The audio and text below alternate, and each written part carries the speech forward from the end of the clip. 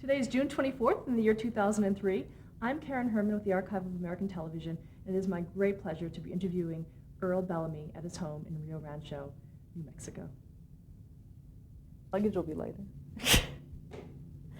Okay, let's take a few minutes and talk about your early years and influences. And our first question is, what was your name at birth? Earl Bellamy. Your middle name? No. Did you have any nicknames growing up? No. When were you born? March 11th, 1917. Where? Minneapolis, Minnesota. Is Minneapolis where you grew up? No. Hollywood, California. When did you move out there? When I was 4 years old. What was your father's name? John Bellamy. What did he do? He was an engineer for a railroad. Engineer, like Yeah. drove the trains? Or? Right. And your mother? What was her name? She taught music, basically. And her name was Lily Mae. And I guess my dad's name was John Peter Bellamy. Yeah, it was. Never used it, so I forgot it. Do you have any sisters or brothers? I had two sisters.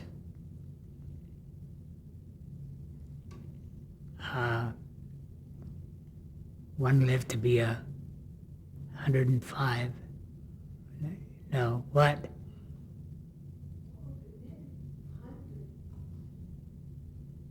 What's it? 100. Oh yeah, okay, 100. The other one lived to be 97. And I'm with the long group, longevity. So I'll be around. Come back next year, we'll do this all over. Why did your family move to California? When? Why? The weather conditions with my mom. It's cold back there. And finally got to a point where she couldn't take that anymore. So we moved out here. We moved to California. What were some of your hobbies growing up? Well, I was a horsebacker, had horses, loved it, loved camera. That was about it. Did you go to the movies? Oh yes, yeah, when we could afford it. Did you listen to the radio? Yeah.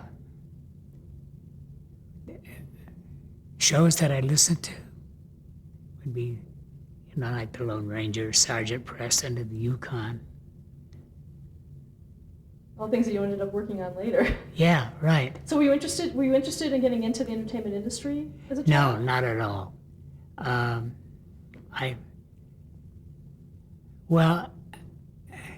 Growing up and all and seeing some of it, I didn't think too much of getting into it. But my sister, she was kind of involved with it as an extra. She used to sing. And when we moved out here at the Hollywood Bowl, I don't know if you're familiar with that, but they were doing Carmen at the time, and she had one of the strong vocals parts, and she had a great voice. And the other one was more with elocution, would be, talking to you and then go segue into a poem or a sort of thing. And I was around like that.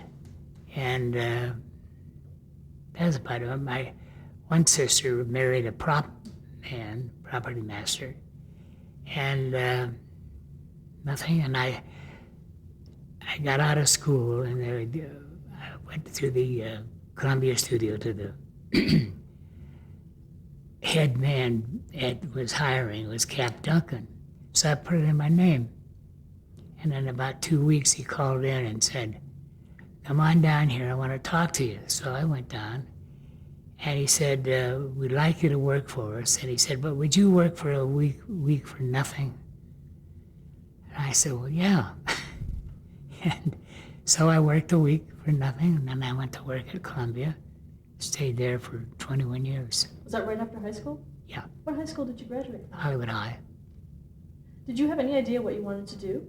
No, not until I got there. When I was a messenger boy, the first thing. And I used to sneak in on the stages and watch what was going on. And so I figured, hey, that's me. So I set my sights for it and made it. So you wanted to be a director. Yeah. Is there someone that you saw that triggered that in you? No, there was one director, George Cukor, whom I assisted on all the shows that he came to with Columbia. I was automatically assigned to him. He saw to that. He said, when I come there, I want Earl as my assistant. So that's the way it was. But I would, like when I was sneaking in on those stages, I remember the one that I was Ralph Bellamy and Irene Dunn and Cary Grant. And that was the show that I just would sneak in and watch. And I said, as time went on, I said, hey, that's for me. I gotta be a director. So I kept at it until I made it. Started, you finally get in as a second assistant, and you go from there to a first assistant, and then directing. So I was very pleased, but I took my own stand. I said, because I had nobody to fall back on. And so I made it known that I wanted to be in a production office, and then to assistant, and eventually direct. And I made it. What's the most important thing that you learned from George Cukor? Well, Karen, there's a great deal with this man. It's endless. But his handling of people and his ways, it was so funny with him, because if there was anything physical, like you'd have to, working out in the backyard with a pool or a child, I would do it. He'd say, Earl, you do it. He didn't have any patience with a child. And he didn't know anything like a process shot. He didn't know anything about that. And he'd say, you do it. So I had the privilege and the luxury of knowing this man and working for him as an assistant, and then suddenly doing things that he should be doing but I didn't. Because he, for one thing, he turned things over to me to make me aware of certain things. But he was just, that was my mentor, believe me. And he was rough, he was tough, and he wanted certain things, and there was no clowning around about it. He wanted it, and you better have it. The first show I did with him, I thought, boy, I hope I last. And I did. He had a way about him. After we finished the show, his secretary, Irene, came to me and said, Mr. Cukor wants to see you in his dressing room. I thought, here it comes. Both barrels, I'm going to get it. And I went in, sat down, and he started. And he started with all those wonderful things to be said about me that he said. And he went to Harry Cohn about me, and the shows would come over. I was there, and I did the parts for him, what was demanded of it. And I had a wonderful relationship. And I really learned a great deal. He had a great way of handling with women, because they would try certain things to get by with, and you didn't do that. Judy Garland was in a tit one day, and she wouldn't come out of her dressing room. So Cukor said, Judy, we'll be waiting out here. Earl and I will just be sitting here waiting for you to come out. And that time, then finally she says, George? He said, yes. He said, I'm coming out. Stuff like that. He just wouldn't give in. What do you think he saw in you? God knows. I don't know. I think he felt that there was some talent there because of things that I would do for him. I would suggest shots, and he would say, okay, we'll rehearse one. So he'd get the cast that was involved in the shot and say, now this, Earl wants to see this the way he would like to see it.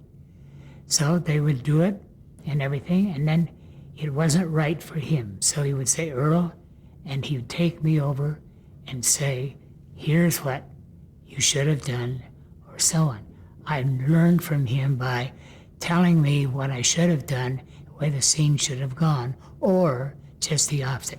Very good, we'll use it. So, What were some of the films that you worked on at Columbia? well, Born Yesterday. You got a list. It Happened to You.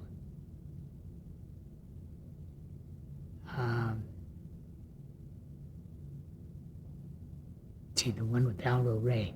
I did 2 with Aldo Ray. Cukor did one of them, and that was an experience. Because Aldo, kind of Happy Days in Dixie, not very long. But Do you remember the first time that you saw television? yeah, it was a lady that I was going with at the time and eventually married, had a TV set. They accused me of marrying her because she had a TV set. And that was it. She had a TV set, and one night I saw TV. Remember what was on? No. Did it impress you at all in any way? No, it was kind of interesting. But with the photography that I liked, when the funeral procession took place with Kennedy, I photographed the screen of the TV set, and I got the whole entourage of the funeral march and everything. Took it right off the TV set, and it came out great. Still have them. Do you remember your first job in television? Well, trying to think.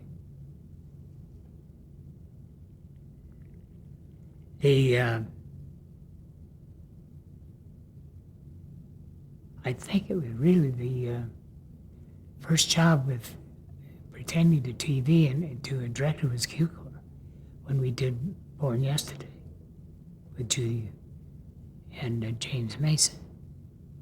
And then I produced and directed my own show, Seminole Uprising, Western. And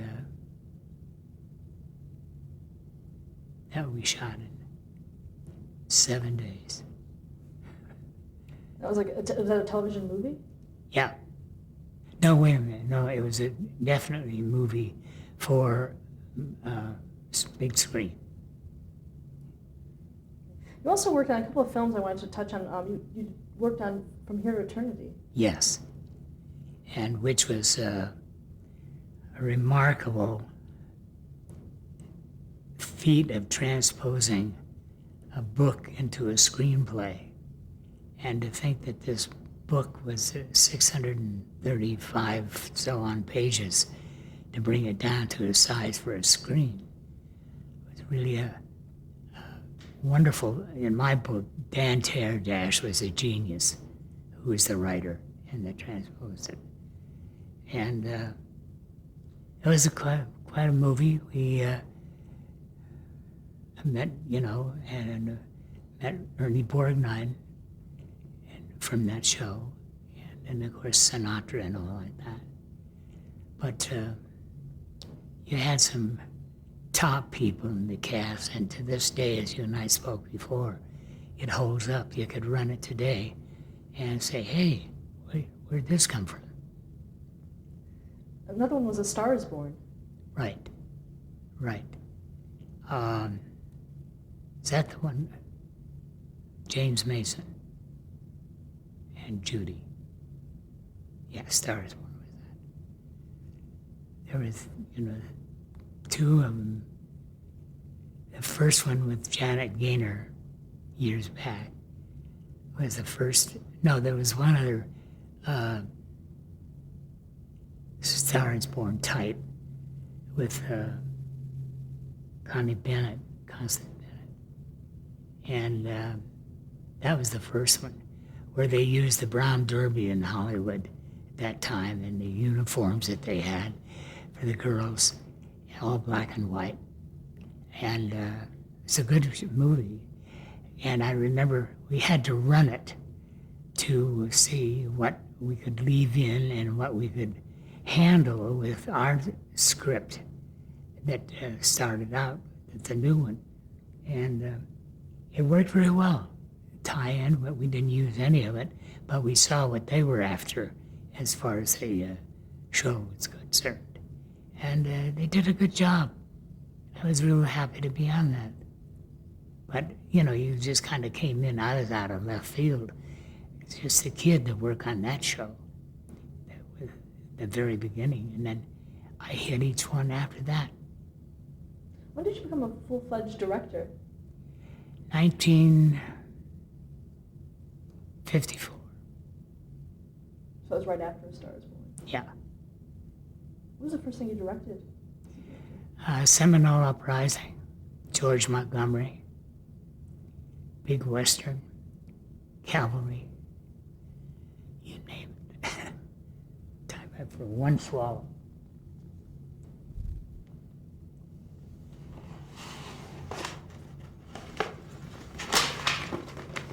Thank you. That'll be your first mistake. The television work. We're about to start your television work, and you have a lot of credits under your belt. So what I'd like to do is name some series for you, and maybe you can tell me a little bit about what you remember from doing that. Okay. Annie Oakley?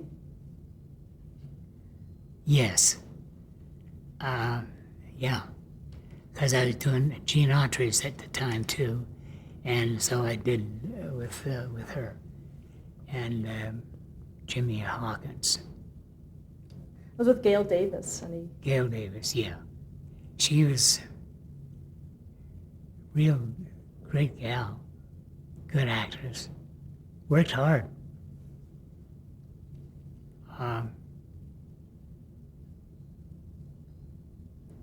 We had she got pretty good with the rifle and the shooting, that Annie Oakley did. She did very well. Were there any special challenges for you on that series? On that one? No, that was pretty easy going. How did you feel about going into television? Was that, coming from a movie background? Well, I liked it a whole lot. For this reason, you'd be assigned a show, you had 6 to 7 days to do it in. And then it was over, and you started with a brand new script, brand new cast, and it wasn't dull. It was always a challenge, and that's what I liked about it. Whereas, you take the movies, like, God, you'd go forever, 35, 40 days, and we're not with TV. Bang, and it's over. That's what I liked. Another show was The Adventures of Rin Tin Tin. Oh, yes. That, we had a lot of good things with that show. Lee Yeager, the boy that was in it, and had a good cast. And we had the dogs.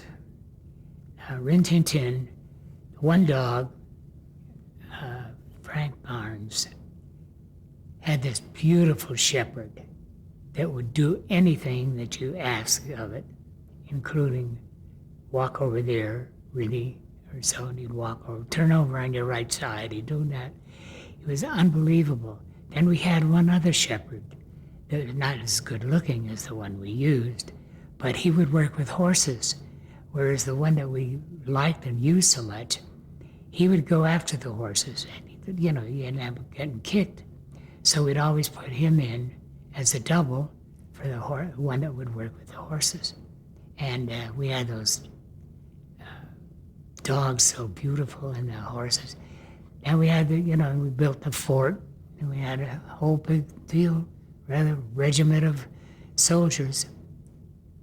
And for a show like that, did you reuse footage of Rin Tin Tin?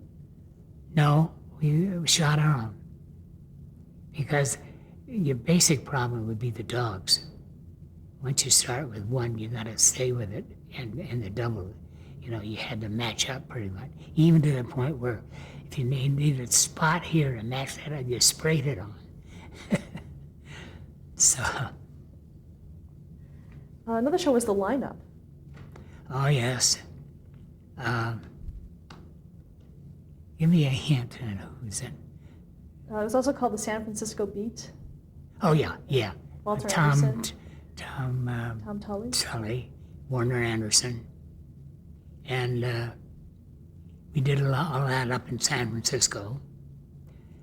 I had an interesting thing with that. I went up ahead of time because another director was shooting, so I went up a week ahead to see what was going on, to get my locations, and to sit in on some of the lineups, which was very interesting, because what we do would be to catch them, to photograph or to listen to the charges from the catch the night before, and the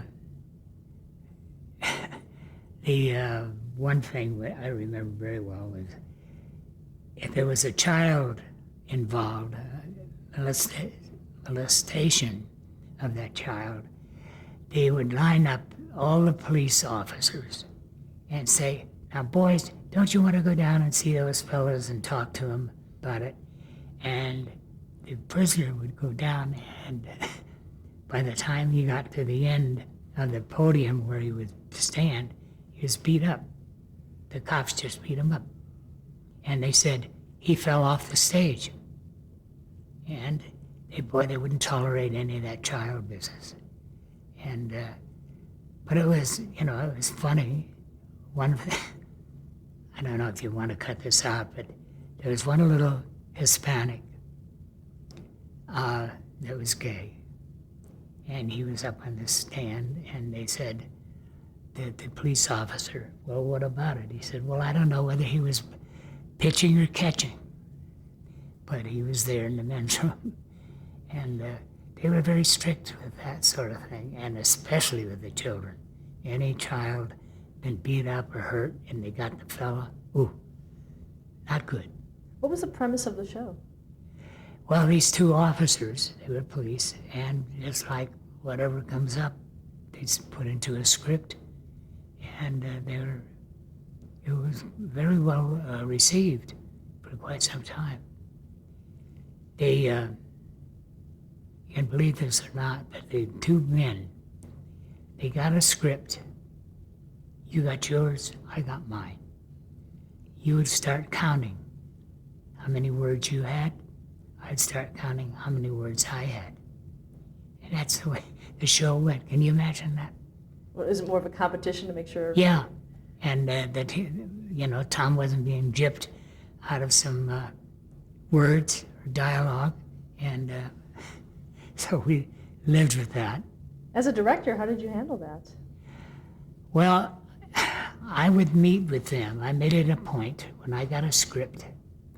I would go to Tom and I'd say, "Tom, when you finish reading it and you want to talk, tell me what day and I'll be at the house." So I'd go out to his house, try to find out what his problem was, rectify it. Then I'd do the same with Warner. And as a result, when we were shooting on the stage, I didn't have any problems. I'd taken care of them already. Kind of a weird situation to take my time to go because you didn't like the word hello. Ridiculous is that.